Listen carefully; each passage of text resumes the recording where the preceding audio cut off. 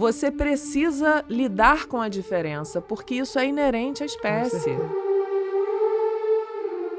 As coisas mais devastadoras que acontecem são durante a infância. Com certeza.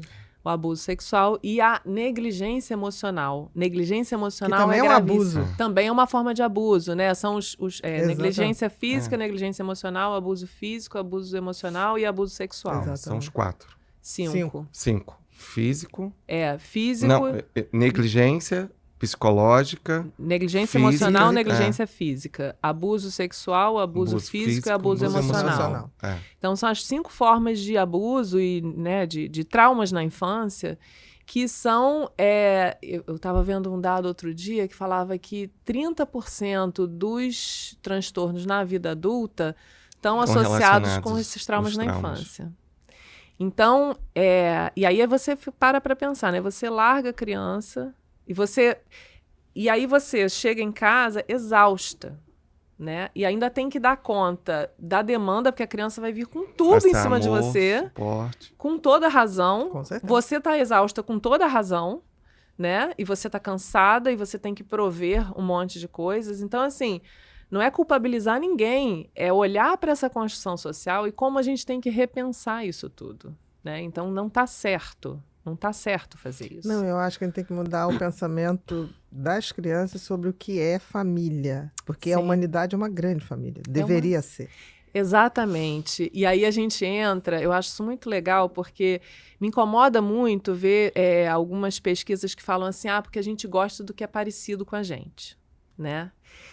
Isso é altamente... Isso é identificação. Pois é. Não é gostar. Então, e aí fala assim, não, eu vou querer só, porque... E você pode, isso é que é o preocupante, você pode usar isso como base para estabelecer uma série de preconceitos e condutas como racismo, como xenofobia, como as diversas formas de preconceito que são altamente deletérias para as pessoas. Uhum. E aí você para pensar, eu só gosto do que é igual a mim. E aí tem vários estudos que mostram que, de fato, a gente acaba, em determinadas situações, você acaba escolhendo o que é parecido com você. Em determinadas situações, mas você tem que pensar muito bem para contextualizar esses estudos. Por quê? Se você é uma pessoa que mora num condomínio em que todo mundo é igual a você, parecido com você, estuda na mesma escola, faz tudo o que você faz, a pessoa que mora no condomínio vizinho já é estranho a você. Com certeza. Né? Agora, se você tem a exposição à sociedade, que é uma sociedade rica e diversa, você deixa de achar que a diferença é porque o cara mora no condomínio vizinho, entendeu? Uhum. Então, assim, eu vejo isso dentro da universidade. Quando eu entrei para a universidade era branca. Hoje a universidade é linda, porque ela é diversa. Ela é plural. E é incrível, porque você começa a ter... Assim, eu tenho experiências de sala de aula maravilhosas. Da aluna que chegou, eu fui explicar a contração muscular, ela falou assim, professora, eu inventei um rap para contração muscular. Eu falei, oi? Como é que é? Eu falei, então vai lá, canta o rap que eu vou explicando. Uhum. Então, assim, são formas altamente criativas que vêm da vivência dessa pessoa. E que funciona. Muito. Porque o importante é ela saber a contração. Muito. Né? Não necessariamente da forma que eu transmito. Sim. E você passa a fazer perguntas originais.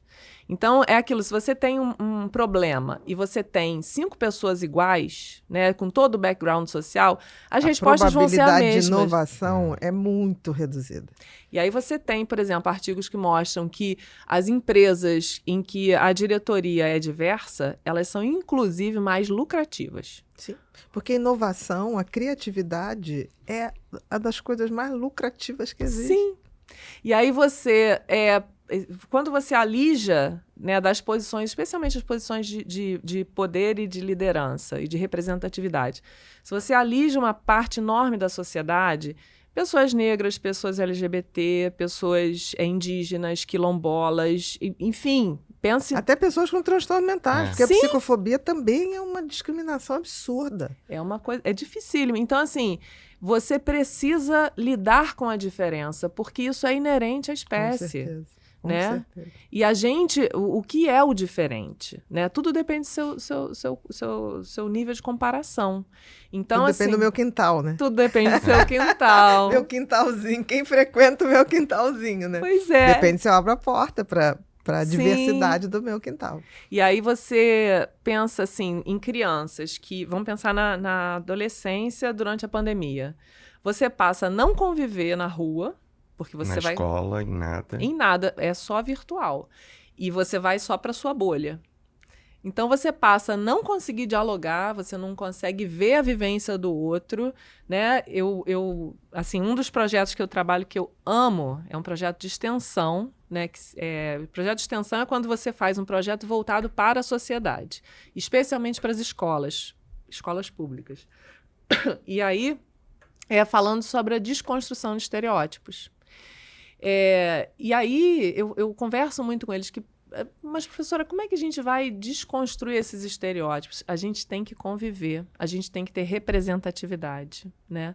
Então, por exemplo, uma coisa que eu acho assim, incrível é o poder do exemplo e da representatividade. Então, tem vários estudos foram desenvolvidos na época da eleição do Obama, que é chamado Efeito Obama, em que eles investigaram o preconceito, ele pode ser entendido de duas formas, né? O preconceito explícito, então eu digo que eu não gosto de pessoas de tal, e o preconceito implícito, né? Que é o quê? Quando você não é capaz nem de dizer, mas você tem atitudes preconceituosas. Exatamente. Né? Então, eu posso, inclusive, me declarar uma pessoa, por exemplo, feminista e ter atitudes machistas. Por quê? Porque muito do nosso comportamento é guiado por coisas que a gente não tem consciência, né? Então, e aí você tem uma criação numa sociedade que ela reforça os estereótipos. Olha, tal grupo social é pior.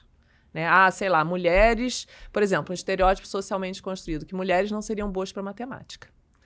Que é um estereótipo. Né? Existe... O trabalho, a gente estuda muito isso, tem vários artigos falando como isso é falho.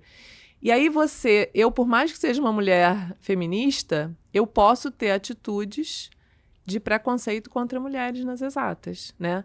Mas quando você tem, por exemplo, o Obama ocupando a presidência, né, de uma das nações superpoderosas do mundo, você começa a desconstruir esse preconceito implícito contra pessoas negras. E isso foi medido. Não, isso é um fato. Isso é incrível. É a questão de inspirar.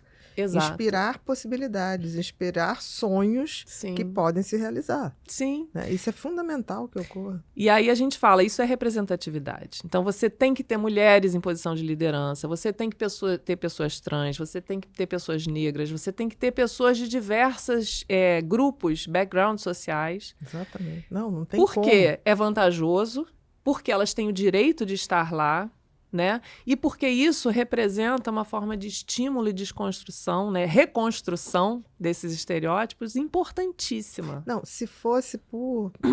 É justo. Começa assim, ponto. Mas vamos supor que isso não basta para uma sociedade, mas é lucrativo. Sim. Porque através da inovação, e quanto maior a diversidade, maior a capacidade de você achar soluções para o mesmo problema de forma criativa.